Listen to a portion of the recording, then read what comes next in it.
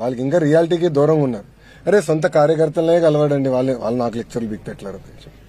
వాళ్ళ సొంత కార్యకర్తలు కలిసడానికి టైం లేదండి. అధికారంలో ఉన్నప్పుడు టైం ఉండదు, ప్రతిపక్షంలో ఉన్నప్పుడు ఆయన బిజీ. ఆయన ఎప్పుడు ఆయన సొంత కార్యకర్తలను కలవాడు సార్.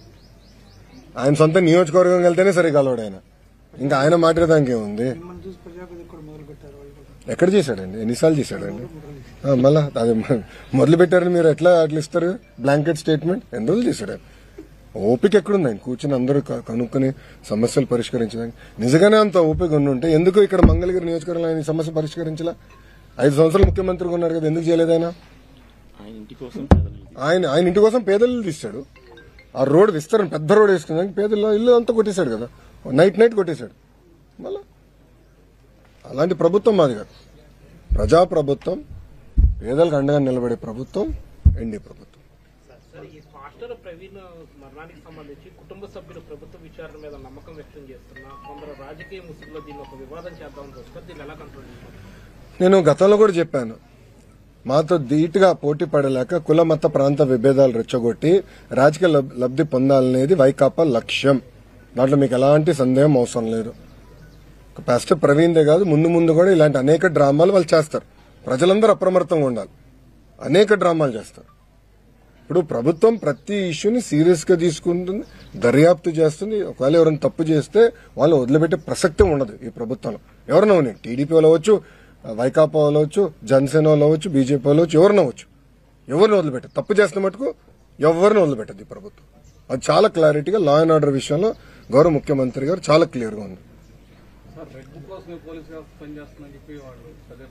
అవునండి, ఎందుకు పనిచేయకూడదండి? ఎందుకు పనిచేయదండి? రెడ్ బుక్ లో ఏముంది? ఎవరైతే చట్టాన్ని ఉల్లంఘించి ప్రజల్ని కార్యకర్తలను ఇబ్బంది పెట్టారో వాళ్ళని వదిలిపెట్టనన్నాను. అంటే వాళ్ళు చట్టాలు ఉల్లంఘించినట్టే కదా. చట్టాలు ఉల్లంఘించిన వాళ్ళపైన యాక్షన్ తీసుకున్నాం. అదే రెడ్ బుక్. యాక్షన్ తీసుకుంటాం, దాంట్లో ఎలాంటి డౌట్ లేదు. ఇది రాజారెడ్డి రాజ్యాంగం కాదండి. గేట్లకి తాళు కడతాం, ఏం తప్పు చేయనోడి పైన దొంగ కేసులు పెడతాం. అలా ఎప్పుడు చేయలేదు. ఈరోజు జగన్మోహన్ రెడ్డి గారు ఫ్రీగా తిరగట్లేదు. Z+ సెక్యూరిటీ ఉందండి. అరే పవన్ అన్న కన్నా ఎక్కువ సెక్యూరిటీ ఉంది ఆయనకి. భలే ఉన్నారు. పవన్ అన్న కన్నా ఎక్కువ సెక్యూరిటీ ఆయనకు ఉంది. పవన్ అన్న classification Z category, Jaganmohan Reddy గారికి Z+. ప్రభుత్వమే బుల్లెట్ ప్రూఫ్ వాహనం ఇచ్చి, ఆయన ఆంధ్ర రాష్ట్రంలో ఎక్కడ తిరిగినా ప్రభుత్వమే బుల్లెట్ ప్రూఫ్ వాహనం ఇచ్చి వెళ్ళిస్తుంది. ఏనాడు ఆయన గేటుకి మేము తాడు కట్టలేదే, ఏనాడు ఆయన చేయాల్సిన కార్యక్రమాలకు మేము అడ్డుపడలేదే, పర్మిషన్ ఇవ్వడం మేము పోలేదే. ప్రభుత్వం చాలా క్లియర్. ప్రజాస్వామ్యంలో ఆయన చెప్పాల్సిన ఉంటే చెప్పుకోనండి, దాన్ని ఎట్లా తిప్పుకొట్టాలో మాకు తెలుసు.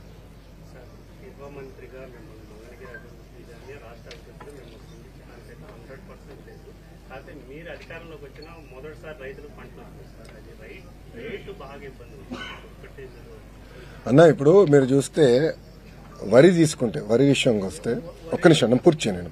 వరి విషయం తీసుకుంటే గత ప్రభుత్వం పెట్టిన బకాయిలన్నీ చెల్లించాము. మన ప్రభుత్వం కొనుగోలు చేసినంత డబ్బులు ఇచ్చేస్తాం జరిగింది. ఇప్పుడు మిరప ఉంది, కొన్ని వేరియంట్స్ కి తక్కువ వస్తున్నాయి, కొన్ని వేరియంట్స్ కి ఎక్కువ వస్తున్నాయి. అది కేంద్ర ప్రభుత్వం ఇంటర్వెన్షన్స్ 11,500 కింద చేశాను.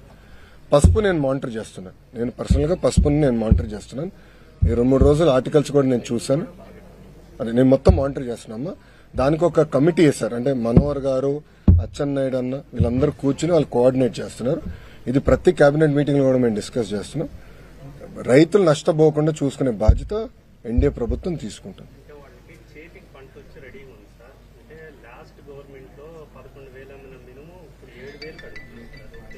అమ్మా ఇప్పుడు ఏమైందంటే అది మార్కెట్ ఫ్యాక్టర్, ప్రభుత్వాలు కాదు, అది మార్కెట్. అంటే పంట ఎక్కువ వచ్చిన తర్వాత ఏమైందంటే దానివల్ల ధరలు పడిపోతున్నాయి. సో దాన్ని స్టెబిలైజ్ చేయాల్సిన బాధ్యత ఎన్డీఏ ప్రభుత్వం అయింది. అది తప్పనిసరిగా మేము చేస్తాం, దాంట్లో ఎలాంటి డౌట్ లేదు. ప్రైస్ చెప్తాం.